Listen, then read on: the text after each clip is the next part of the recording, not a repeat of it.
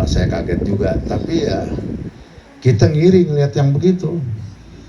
Belum balik meninggal. Nah sekarang kita nih yang udah pada balik lama nih, yang mesti kita pikirin. Kenapa ada tahlil? Sebetulnya jadi nasihat buat kita. Baik yang meninggal itu orang dewasa maupun yang meninggal anak-anak. Artinya jadi nasihat, hidup ini akan berakhir. Makanya nasihat yang paling hebat tuh kematian.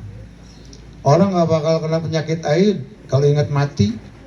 Orang gak bakal kena penyakit raja singa kalau diingat mati. Anak singa aja kita takut, lagi rajanya kan begitu.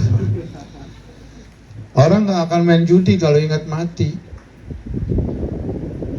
Nah alhamdulillah kita siang ini tahlil diingetin tentang kematian. Walaupun tahlilnya jarang katanya siang.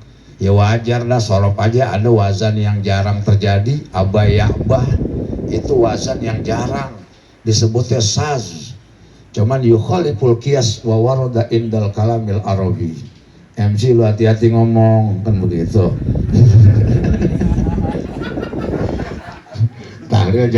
Tahlil biar kata jarang, nahu aja ada yang jarang, sorop kan begitu. Ya wazannya abayabah kan begitu. Itu jarang terjadi, makanya itu wazan jarang dipakai. Tahlil juga jarang yang siang emang. Begitu, udah bid'ah siang lagi.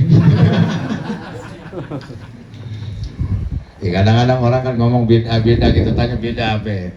Enggak ada zaman Nabi aja, bukan begitu kata Imam Nawawi. Yang disebut bid'ah ma'uhdisa ala ghairi misalin sabik. Dulunya nggak ada contohnya begitu, tapi nggak bertentangan dengan apa yang Nabi ajarin, maka tidak jadi masalah perkara baru itu. Sahabat kumpul zikir, Nabi nanya, ngapain kamu? Lagi zikir ya Rasulullah, memuji kepada Allah atas iman Islam yang Allah berikan. Kami bersyukur. Kata Rasulullah, saya nanya bukan suuzon. Malaikat lagi banggain kalian di hadapan Allah. Makanya saya kaget, emang kalian lagi pada ngapain sampai dibanggain? Gak taunya lagi zikir seturuan. Sedangkan zikir rame-rame Nabi kagak ngajarin, tapi sahabat ngerjain Nabi kagak ngomelin. Itu bid'ah yang terjadi di zaman Rasulullah.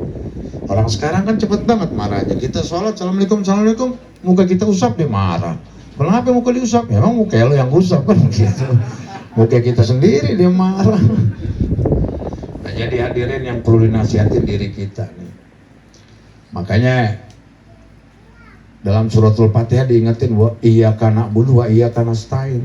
Itu mengedepankan maf'ul. Maf'ulnya maf'ul muqaddam gitu. Kalau dipecah kalimatnya itu la na'budu illa iyyaka wa la nasta'inu illa bika. Hanya la na'budu, tidaklah kami menyembah illa iyyaka kecuali hanya kepada Engkau ya Allah. Wa la nasta'inu, dan tidaklah kami mohon pertolongan illa bika kecuali kepadamu. Cuman sebagai penekanan maf'ulnya Allah kedepanin. Jadi iyyaka na'budu wa iyyaka nasta'in. Hanya kepadamu kami menyembah, hanya kepadamu kami mohon pertolongan. Sebetulnya ada uwak saya tuh pinter nahunya, namanya Haji Hasan bin Haji Samai, tinggalnya di Srengseng, cuman saya lupa di belah mana. Orang saya diajaknya masih kecil orang tua saya. Iya, lupa iya saya juga pindah ke Srengseng nggak nyangka. Dulu kalau saya lewat sini ke STN, saya sering ngomong gini, ini banyak banget kandang kambing di pinggir ya. Nggak tahu gue pindah ke situ. Nggak nyangka gitu. Ya, tapi kan orang tua dulu ngajarin jual sapu tangan beli sarung, ya kan? Makanya saya belajar yang kita jual sapu tangan nggak lebar, kita beli kemarian dapat sarung. Jangan sampai jual sarung beli sapu tangan. Ya, yang dijual lebar, belinya kecil, dijual lagi, ngontrak, matinya di kontrakan. Nah jadi hadirin rahimakumullah, di suratul Fatihah jelas itu. Iyyaka na'budu wa iyyaka nasta'in. Sembah dulu Allah, baru kita minta kepada Allah. Dan orang yang benar-benar menyembah kepada Allah, nggak ada yang jadi orang gagal. Dia bakal jadi orang sukses. Hadirin, kadang-kadang nih dunia lagi tenang, kita suka maksiat sama Allah ya. Begitu bumi ini goyang, baru Allah kita sebut. Nih bumi lagi tenang nih, berapa banyak orang asik maksiat, ya kan? Ada dangdutan kita nyawer, panggung belum buka kita udah datang, ya kan? Ditanya, lu datang jam berapa? Panggung belum buka, gua udah datang. Wah, parah itu kan berarti. Ya kan, nyawer. Lagi bumi lagi tenang nih, nyawer. Ada yang bilang jangan nyawer, itu biduan bukan mahram. Dia bilang saya nggak lihat nyawer, lihatnya sodako. Jadi Tuhan masih mau diakalin gitu. Kalau ada orang nyawer bilangnya sodako, itu nggak beda maling sapi. Kenapa kamu nyolong sapi? Saya nyolong tambang, sapinya ngikut. Bego. Bumi lagi tenang, dunia ini, ya kan? Kita mancing nggak haram nggak? Yang bikin haramnya itu kalau udah pakai galatama, itu mancing, dapat hadiah. Kecuali ada sponsor, ya kan? Yang mancing gratis, bayar parkir doang, nggak haram itu. Tapi kalau pakai bayar, udah itu haram. Lu mau putar kemana juga, kan begitu. Yang lucu lagi orang mancing beli ikan 3 kilo dilepas, itu terus dipancingin, nggak dapat marah-marah. Dasar ikan bego, kata ikan lu sekolah begoan lagi, udah beli dilepas. Nah jadi hadirin, hal-hal begitu pada saat tenang tuh kita lupakan Allah. Tapi begitu bumi ini goncang, begitu petir menggelegar, angin puyuh kencang, siapa yang kita sebut? Allah. Akhirnya kita butuh sama Allah. Allah nggak pernah butuh sama kita. Haula'i bil jannah wala ubali, wa haula'i binnar wala ubali. Kalau semua manusia ke surga kata Allah, aku nggak peduli. Semua manusia ke neraka, aku nggak peduli. Allah jelasin begitu. Karena kita yang butuh sama Allah. Allah nggak pernah butuh sama kita. Dulu mungkin orang-orang tua di sini ingat kali ya, tahun 80 kan pernah rudal Cilandak ngamuk, yang gudang peluru meledung. Kalau perang kan diarahin tuh rudal. Lah kalau ini enggak sesuai ngadepnya, ngulon-ngulon, ngilir-ngilir, ngetan-ngetan, ngudik-ngudik. Kan yang dari Jakarta ngungsi ke Bekasi, padahal nyamperin rudal. Orang rudal jatuhnya di sono, kan terbangnya kenceng. Itu waktu tahun 80 rudal meledak, semua takbir, semua lah baca Yasin, semua lari ke masjid. Yang di rumah lari ke masjid Yasin, yang di bioskop lari ke masjid, yang jaga loket udah lari duluan. Kan begitu. Dan di tempat pelacur lari juga. Mbaknya kabur, masnya kabur. Kata mbaknya, mas kembalian. Enggak lah, saya mau Yasin dulu. Ya artinya apa di situ bukti? Pada akhirnya kita butuh sama Allah. Makanya acara begini jadi nasihat, persiapin diri kita. Kewajiban kita apa sih? Ta'ahum li ajli waktu ruju ilallah. Siap sedia menghadapi waktu kembali. Makanya kata Nabi Al-Qais mandana nafsahu. Orang yang pintar itu dana nafsahu. Kata Al-Habib Abdullah bin Ali Al-Haddad dalam kitab An-Nasa'ihud Diniyah, kata Habib Abdullah, ay hasabaha. Orang yang pintar itu dana nafsahu, maksudnya ay hasabaha, orang yang pintar mengoreksi, introspeksi dirinya. Orang yang pintar itu orang yang introspeksi dirinya. Wa amila lima ba'dal maut, kemudian dia beramal sebagai persiapan pada saat kematian datang kepadanya. Jadi kalau orang mau dibilang cerdas, dia sibuk ngoreksi dirinya, kemudian didemen dengan amal baik. Tapi kalau orang yang nggak cerdas, sibuk ngelihat kekurangan orang, nggak sibuk ngelihat kekurangan diri sendiri. Ada orang azan dikomentarin, dia mulu yang azan, enggak ada lagi apa ya? Padahal kalau diserahin dia mic-nya, berantakan azan dia. Ya kan? Ada orang azan subuh begitu, hayalal pala Allah as-salat. Pakai dia lupa as-salat. Ada santri di pesantren Darul Islam, yang senior nggak bangun, yang junior bangun. Azan subuh begitu as-salatu khairum minan naum, salah baca dia. Ini beneran ini. Dibaca as-salatu wassalamu alaik. Senior bangun semua. Kata abangnya salah tuh. Pas ngaji pagi sama kiai dibilang gini, yang salah bukan yang kecil, yang gede, kenapa nggak bangun? Coba kalau lu bangun yang gede, nggak mungkin adek lu yang azan. Akhirnya adek lu yang azan, akhirnya as-salatu khairum minan naum, as-salatu wassalamu alaik. Akhirnya tarhim lagi. Ya artinya kadang-kadang kita tuh begitu, komentarin aja orang. Orang jadi imam kita komentarin, padahal kita sendiri belum tentu bisa jadi imam. Sholat tarawih apalagi, imamnya dia mulu, doyan banget sama mic begitu. Padahal jadi imam tarawih itu capek. Makmum mah tinggal terima bersih, nggak usah banyak protes. Yang capek kan imam. Rakaat pertama Bilal bersuara, imam udah mikir suratnya apa lagi nih habis ini, kan begitu.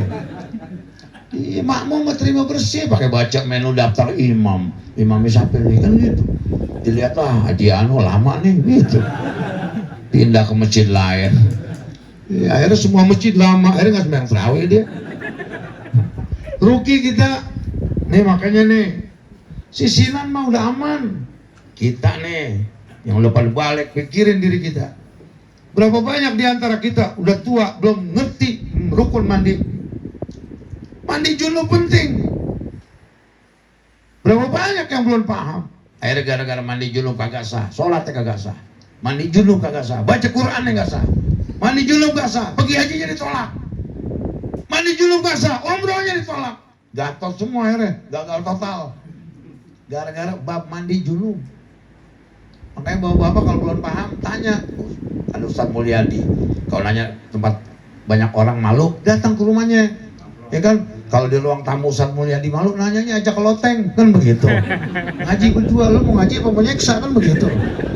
Kiai diajak ke loteng, udah jatuh kagak bayar kang urut lagi. Tanya, ada Ustaz Mulyadi tanya. Yang belum pintar baca Quran tanya. Gak ada alasan dari akhirat. Kecuali kita tinggal di gunung, gak punya tetangga, sendirian di gunung, gak ada orang.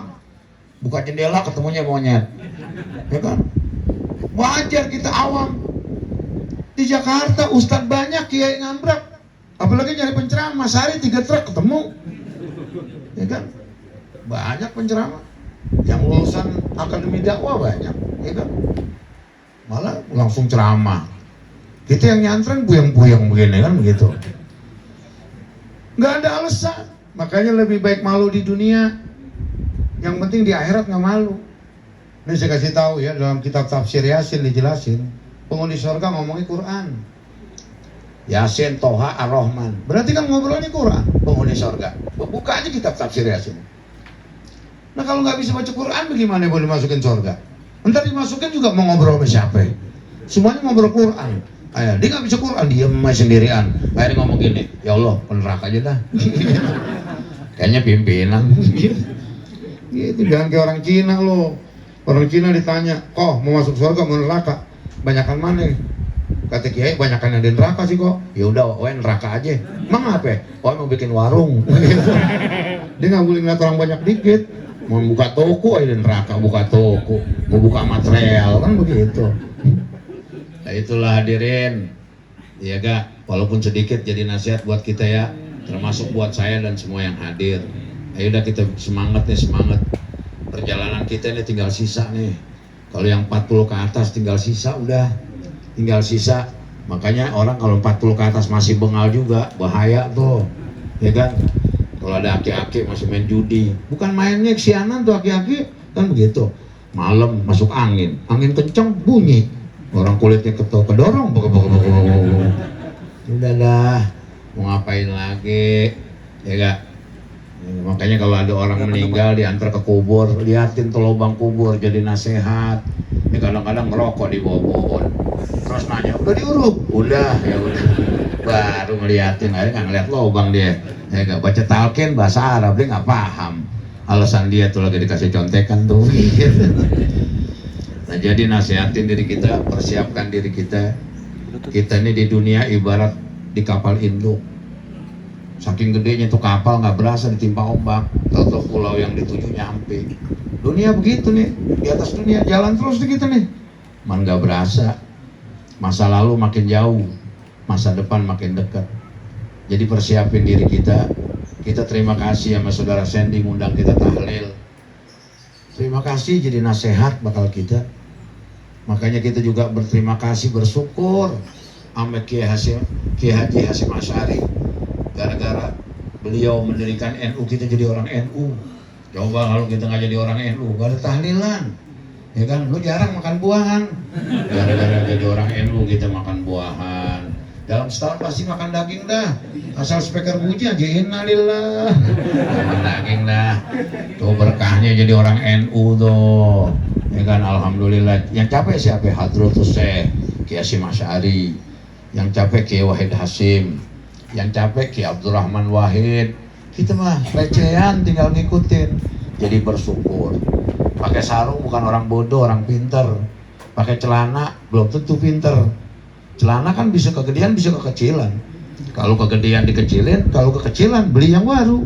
Kalau sarung gak ada cerita kekecilan kegedean, sedang terus. Sarungnya gede, orangnya kecil, bungselannya banyakin. Sarungnya kecil, orangnya gede, bungselannya dikitin. Tuh, makanya sedang terus kalau sarung. Udah gitu, pakai sarung nggak pakai apa-apaan, enak banget. Jadi kalau jalan ada aub-aubannya, ada angin, ada seriwing. Itu yang bikin sehat, ya kan? Malah ada kiai bilang, kalau laki sering pakai sempak cepat kondor. Ini kata kiai, iya. Tapi kalau enggak, kan bebas tuh, ya kan? Pakai yang sekarang lagi tek apa tuh? Apa namanya? Tole-tole apa? Leto-leto. Iya kan, sebetulnya kayak leto-leto, cuman nggak bunyi aja. Lo kalau bunyi berisik ya, Beb. Yang repot Ustaz Mulyadi jadi imam, botak, ngomong botak. Jadi hadirin, ya dah, kita siapin diri kita. Mudah-mudahan kita yang hadir semua panjang umur, dan Allah akhirkan hidup kita semua bi husnul khotimah. Sandy sama istrinya, semuanya Allah kasih kesabaran, ya kan, kesabaran. Dan ini peluang Sandy untuk memproduksi lagi, ya kan? Ya berarti anaknya Sandy berapa ya? Satu kan, tinggal siapa namanya? Hanafi. Yang ada? Hanafi. Hanafi. Berarti kan masih kedepannya masih bisa memproduksi lebih banyak, gitu. Ya kan, perbanyak keturunan nggak apa-apa. Cuma jangan kayak yang di YouTube tuh, ya kan, dikasih di YouTube lucu, jauh udah akhir zaman ya.